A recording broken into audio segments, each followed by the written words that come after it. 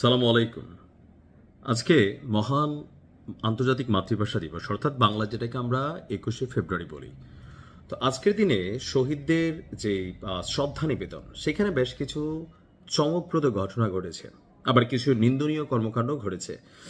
তো চমকপ্রদ ঘটনার মধ্যে জনাব তারেক রহমান, তিনি প্রথমবারের মতন আমরা দেখলাম যে ভাষা শহীদদের যে সমাধি আছে সেখানে তিনি পুষ্পস্তবক করেছেন, এবং একজন মুসলিম হিসাবে তিনার যেটা দায়িত্ব ছিল দোয়া করা, তো ফুল দেওয়ার পাশাপাশি তিনি দোয়াও করেছেন। আবার চমকপ্রদ ঘটনার আরেকটা পার্ট হচ্ছে, এতদিন যাবৎ বাংলাদেশ জামাত ইসলাম বা তাদের নেতাকর্মীরা কখনোই শহীদ মিনারে ফুল দিতে যায়নি, বাট এবার যখন গেলেন তখন সেখানে জামাত আমিরের সাথে বেশ কিছু ঘটনা ঘটেছে। বিশেষ করে সাংবাদিকদের মধ্যে এক শ্রেণীর সাংবাদিক আছে যারা সিচুয়েশন পাইয়া শফিক ভাইকে, প্রশ্নটা প্রথমে এরকম ছিল যে এত বছর তো আপনারা আসলেন না, এই যে আজকে যে আসলেন, তো এটা কি নাজায়েজ না?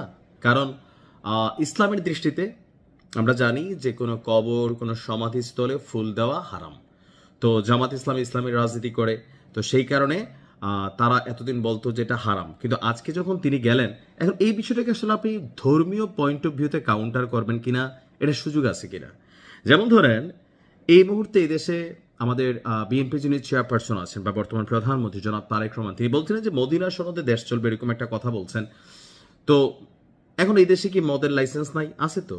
এই দেশে কি পতিতালয় নাই? আছে তো। সরকারি লাইসেন্স করেই কিন্তু ওইগুলো তো চলছে।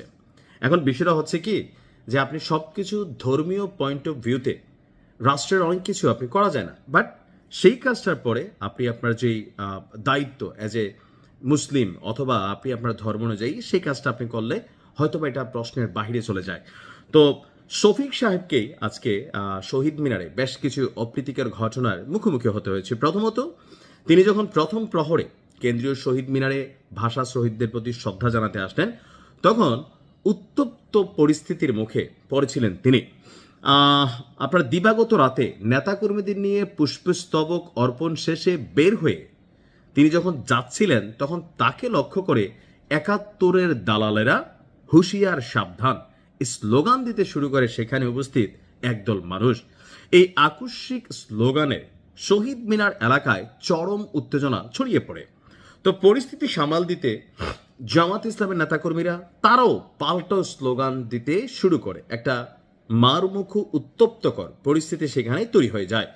প্রত্যক্ষদর্শীরা বলছেন যে শ্রদ্ধা নিবেদন শেষে যখন শফিক সাহেব তিনি মঞ্চের পেছন দিয়ে বেরিয়ে যাচ্ছিলেন, ঠিক তখনই একদল বিক্ষোভকারী তার পথ রোধ করার চেষ্টা করে এবং ৭১-এর ভূমিকার কথা তার মনে করিয়ে দেয় এবং তীব্র স্লোগান দিতে থাকে। এর প্রতিক্রিয়ায় জামাত এবং শিবিরের নেতাকর্মীরা তাৎক্ষণিকভাবে ভাষা সৈনিক গোলাম আজম লও লও লও সালাম স্লোগান দিয়ে পাল্টা প্রতিরোধ গড়ে তোলেন। দুই পক্ষের এই পাল্টাপাল্টি স্লোগানে শহীদ মিনারের পবিত্রতা, ভাবগাম্ভীর্য বিঘ্নিত হলে আপনার এখানে আইন শৃঙ্খলা রক্ষাকারী বাহিনীর সদস্যরা দ্রুত পরিস্থিতি নিয়ন্ত্রণ করার চেষ্টা করেন। অর্থাৎ এখানে ওই যে আরেকটা ছিল কি, এক সাংবাদিক প্রশ্ন করছিল যে দীর্ঘদিনের রাজনৈতিক প্রথা ভেঙে কেন শহীদ মিনারে এসেছেন। এমন জবাবে ডাক্তার শফিকুর রহমান বলেন, বিরোধী দলীয় নেতা হিসাবে রাষ্ট্রীয় দায়িত্ব পালনে আমি এখানে এসেছি।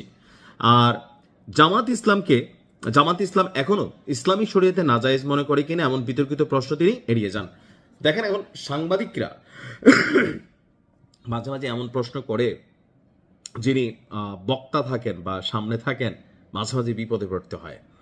তো শফিক সাহেব কেন গেলেন? ওই যে রাষ্ট্রীয় দায়িত্ব পালনের জন্য তিনি সেখানে গেছেন। অ্যাজ এ মুসলিম হিসাবে আমিও ভাষা শহীদদের জন্য দোয়া করি, সেখানে হয়তো যাই, অনুষ্ঠান উপভোগ করি, কিন্তু আমি শহীদ মিনারে ফুল দেওয়া পছন্দ করি না। কিন্তু আপনি যখন একটা চেয়ারে বসবেন, আপনি যখন রাষ্ট্রীয় দায়িত্ব পালন করবেন, যে আমাদের সাবেক ধর্ম উপদেষ্টা আফম খালিদ ভাই একটা কথা বলছিল যে ৫ বার যদি হজ করে কেউ আসে, মাওলানা টাইটেল ডিগ্রিধারী যদি আসে, আর তিনি যদি এই রাষ্ট্র পরিচালনার কোনো চেয়ারে বসেন, তাহলে তাকেও মদের লাইসেন্স দিতে হবে। কারণ এক শ্রেণীর মানুষ মদ খায় না, মুসলিমরা, অমুসলিমরা তো খায়, তাদের অধিকারে আপনি হাত দিতে পারবেন না, তাদের ধর্মে এটা হালাল, সো আপনাকে এটার অধিকারও দিতে হবে।